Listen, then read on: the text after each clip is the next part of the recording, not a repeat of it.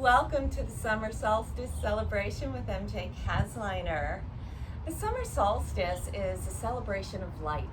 It's the longest day of the year. It's when the Earth fully orbits the sun and finds its greatest point from the equator. There are so many ways to celebrate the summer solstice, and I'm going to give you a few ideas in this video. The first and the easiest is to get outside in nature. For me, nature is one of the best ways and the most simplistic ways to really connect to your sensory body. And when we connect to our sensory body, we really delve deep into the limbic system of our brain, where it turns on our ability to perceive our environment. And Mother Nature, Mother Earth, Gaia, Pachamama, has wonderful ways to send us healing energy, signs, and symbols through nature. So number one, I say, get outside. And here I am outside. I'm actually shooting this at 12 noon, which is the peak point of the sun, yang fire.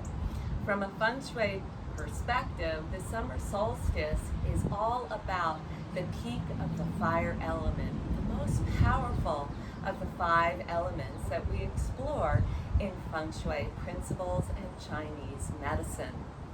In particular, the trigram that represents the summer solstice is called Li. And this trigram has a bit language, the 3 lines, where the heavenly line, the top line, and the bottom line, the earthly line, are identical. They are both yang. As above, so below. And what that yang line represents as well is the ascending movement of the flame of fire. For us, it represents our human spirit. And when we shed the physical body, our spirit ascends into the heavenly realm. Now, the middle line is represented by a yin line, or a broken line, where there's space between the 2 lines, meaning receptivity, a calm and grounded nature. In the center of the flame, it is still, it is calm. In the center of our being, our spirit is still and it is calm. When we go within and become still, calm, and quiet, we can tune into our higher self. We can hear the whispers of our soul, divine essence coming from the other side of the veil. And this helps us to move forward on our life path, which brings us into the other quality of this trigram, Li, which represents our life purpose, our soul mission. And so when we really connect with our dharmic path, then we are in alignment with what we are supposed to do on this earthly journey, to serve others. And as we serve others, we actually serve ourselves.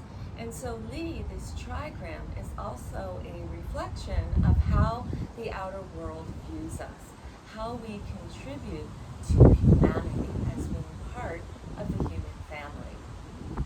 Now, every trigram has a number associated with it. The trigram Li, the number is 9, meaning new beginnings, a new cycle to occur. And so behind me in the video, you can see my prayer stick. And I have a whole separate video on creating a prayer stick. And on this stick, there are a few representations. First of all, I found this lovely branch in nature about 5 or 6 years ago.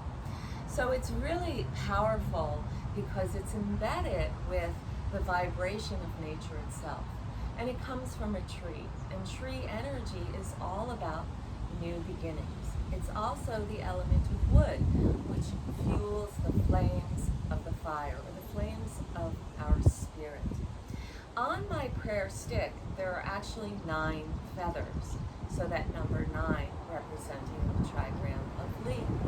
The feathers represent the element of fire. It represents the birds that fly in the earth, around in the atmosphere. And what it is doing is actually giving our messages to take flight into the atmosphere and above into the heavenly realm. So that is a wonderful way to represent also our own spirit energy that will take flight at one point as we shed the physical container. In addition to my prayer stick, I also have incense burning, and so that represents the element of fire. I also have a couple of crystals which reflect the energy of the earth, the vibration of one-way movement, a DC current that coexists within our own cellular structure. So we become very grounded in what we are doing. So that's a wonderful quality to bring to your celebration. The other thing you will notice on this video, I have a circle imposed around me. The circle, no beginning and no end. So you can actually create a circle wherever you decide to have your ceremony. If you are near the beach, you can actually just trace a circle with your finger or maybe some soft soil. If you're on grass, you can do it with sticks or stones. So the idea is to be creative. Around the circle, there are 4 points. Okay? One point is behind me here. And these 4 points are representing the 4 cardinal points. They're very powerful. In Feng Shui, they represent the heavenly stems or pure energy. They represent the 4 seasons, the equinoxes and the solstices. So a huge shift energetically. Now you'll notice that in each of these directions I have scrolls of paper. And these scrolls are tied with a feather representing the energy of fire and to take flight, our spirit to take flight. In this case, on each one of these scrolls, I have intentions. So our intention is to take flight into the heavenly realm. Now, when you sit, it's great to sit in the center. Or you can place a crystal in the center. The center is a powerful point because all things are driven from the center, the Bindu point, the living flame of the universe.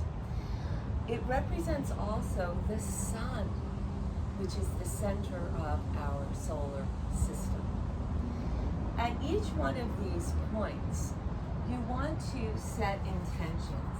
So in particular here, you want to face the south, which is in front of you. The north would be behind you, east to the left, and west to the right. I'm just going to shimmy my west up a little bit here so you can see it. To the south is all about intentions to draw power to you so you can open up that inner power and you can continue forward on your path, your dharmic path.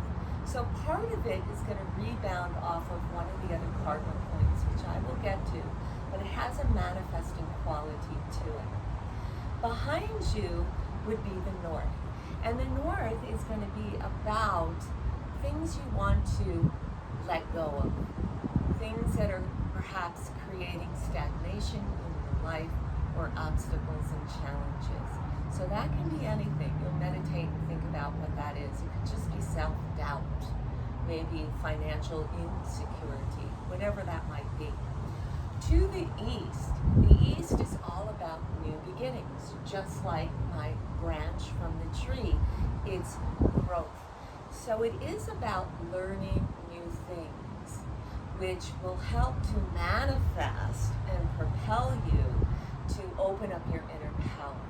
So anything that you want to manifest or perhaps learn, maybe there are courses you need to take, a mentor that you need to seek out, whatever that might be. It could be material things too. Maybe you want to manifest a new house. So it could be anything of that nature. To the west is about the setting sun. It's about pulling inward and becoming quiet. So it's about finding the sage self. And many times, from a Feng Shui perspective, it's about understanding how to have joy in life, how to actually find that inner child. So everything is not about work. Even when you take a vacation, it should shouldn't be, well, it's work, I have to pack, I have to plan. Okay? So in order to find that sage self, you have to find the simple joys in life. Now, part of this celebration, I like to do sun salutations as a yogi because we are saluting the sun and thanking the sun for everything that it provides for us. Essentially, it's all things, it's life itself. So we're going to go ahead and take some sun salutations to carry through this practice. And you could do as many as you want. If you want to do 9 rounds, 9 associated with the trigram of Li, that's fine, but do what you can. I'm not going to count, I'm just going to go with the flow. Okay? So put this back in its place, and we'll get started at the top of the mat here. And let's just get rooted for a moment here. Floating out the toes, let them funnel back down. Feel the earth, feel the inner arches of your feet.